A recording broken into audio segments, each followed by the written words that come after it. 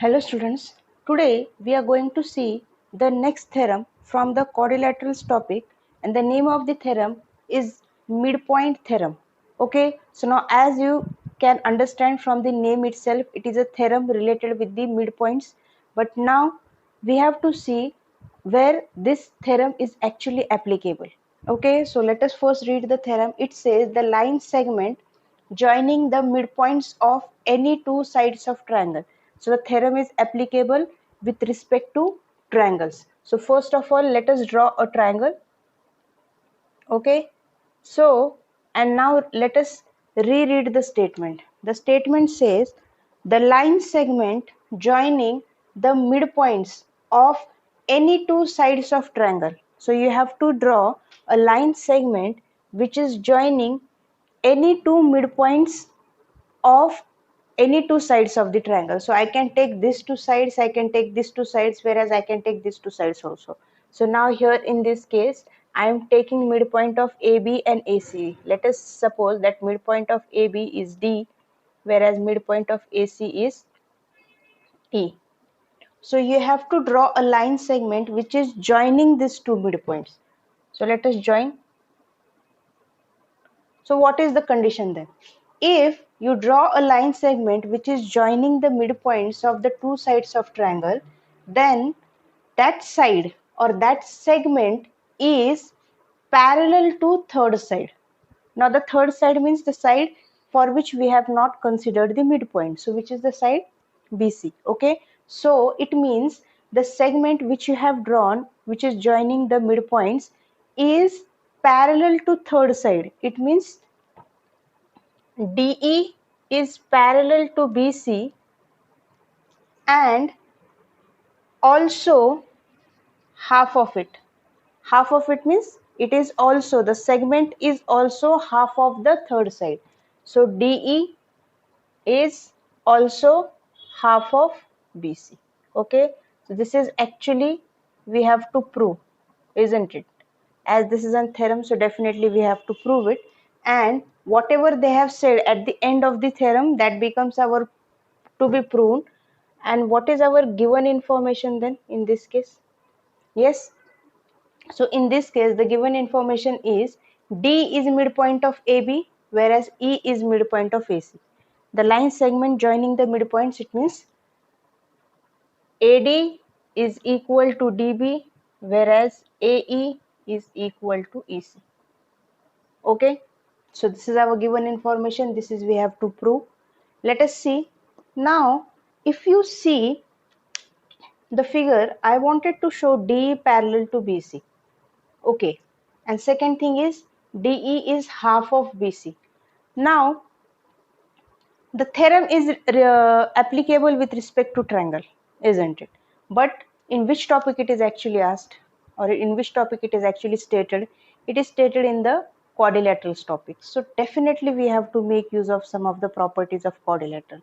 Now as you have seen the properties of parallelogram, so in that case it says that the opposite sides of a parallelogram are parallel, isn't it? Yes, so if I construct a parallelogram in such a way that D is part of one of its side and whereas BC is also part, as you can see the lengths are not equal, so currently I cannot call it as a parallelogram. So I have to definitely make a construction in such a way that you will be getting a shape of parallelogram. We have to prove that it is a parallelogram. Directly by construction we cannot say that let us draw a parallelogram, but we have to definitely extend DE such that length DE and length EF are equal to one another. Okay, so that becomes our construction part. So in construction, what you will say, extend DE to F such that DE is equal to EF. Okay, now let us join CF. Now if I show DBCF as parallelogram, then I can say DF is parallel to BC because they are the opposite sides of parallelogram, and DF or DE I can take anything because DF and DE are the same lines, and hence I can state DE is parallel to BC. Also, if I show DF and BC are equal to one another, DE is half of DF. Similarly, if DF is equal to BC, so DE will be half of BC. So the thing to be shown is you have to just show this quadrilateral DBCF as parallelogram. Okay. So for showing any quadrilateral as parallelogram, the first condition is show both the pairs as parallel or show one pair as parallel as well as equal. Okay. So I have to show one pair as parallel and equal because we have not used this information. Somewhere I have to use this information. So for that we have to show any one pair. If I show DB and CF one pair as equal and parallel to one another, then the rest part is directly can be proved. So for showing DB and CF as equal to one another, what can be done? Now DB is equal to what? AD, isn't it? So instead of showing DB equal to CF directly, what if I show AD equal to CF? Since AD and DB are equal to one another, so I can replace this AD with DB and I will get DB equal to CF. Because showing AD and CF is easy as I can show these two triangles as congruent. Okay, so let us show in triangle ADE, and which is the next triangle? CFE. Let us see what do we have as equal. Now E is midpoint, so I can show this two as a midpoint. So DE equal to EF, that is our part of construction. Okay. DEA is equal to CEF. DEA is equal to CEF. Is it? Why? Because both are vertically opposite angles. So angle DEA is equal to angle CEF. Yes, reason you will specify as vertically opposite angles. What else? AE equal to EC. AE equal to EC. That is our part of given. Now as you can see, two sides I have shown as equal and the angle is included between the two sides, and hence triangle ADE. So ADE is congruent to CFE by SAS congruency. Okay, and hence AD equal to CF. Reason CPCT. Similarly, now we have got AD equal to CF and I know AD is equal to DB, so I can write as DB equal to CF. Okay, so I got that DB equal to CF. So in this quadrilateral DBCF, I got these two sides as equal. But what about the parallel conditions? I have to show DB is parallel to CF also. Okay, so now the same thing, instead of showing DB parallel to CF directly, what if I show this AD is parallel to CF? Because we have already shown the two triangles as congruent.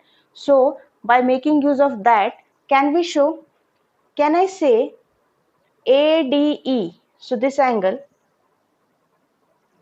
is equal to CFE. ADE is equal to CFE. Will that be a part of my CPCT? Angle CFE? Yes, same reason.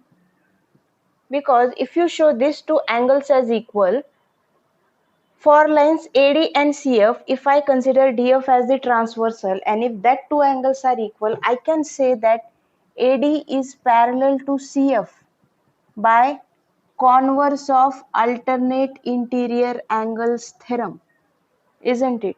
Yes, and hence AD is parallel to CF. So instead of taking AD, I can say it as AB also because they are the same line, isn't it? So AB parallel to CF, but I wanted to show DBCF as the quadrilateral as a parallelogram. So again, instead of taking AB, let us take just DB. So DB parallel to CF, whereas DB is also equal to CF. Yes, so from these two conditions, what can I say? I can say that the respective quadrilateral DBCF is a parallelogram. So that's the only proof we require, because now henceforth we can make use of that. So if DBCF is a parallelogram, what can I say? Okay, so if DBCF is a parallelogram, one side I have shown as equal and parallel, the other side will definitely be equal and parallel. So DF is parallel to BC. Instead of DF, let us consider only DE, because that is the part of that line. So DE is parallel to BC. Similarly, DF is also equal to BC. But DF is twice of DE, isn't it? DF is twice of DE, or you can write DE is half of DF. And since DF and BC are equal, I can write DE is half of BC. Okay, so these are the two proofs which we have to show, isn't it? So what we have done, so first of all, I said I have to show DBCF quadrilateral as a parallelogram. Why? Because only then I can show DF and BC parallel to one another, and DF means D is actually parallel to BC, whereas for showing D as half of BC, also if I show DF equal to BC, I can show that. And hence we had made one construction in which we had extended DE such that DE and EF are equal. After that, we have shown these two triangles as congruent. Since these two sides were equal, that was given. These two sides are equal, that was our construction. And these two angles are equal because they are VOA. And hence, the two triangles are congruent by SAS.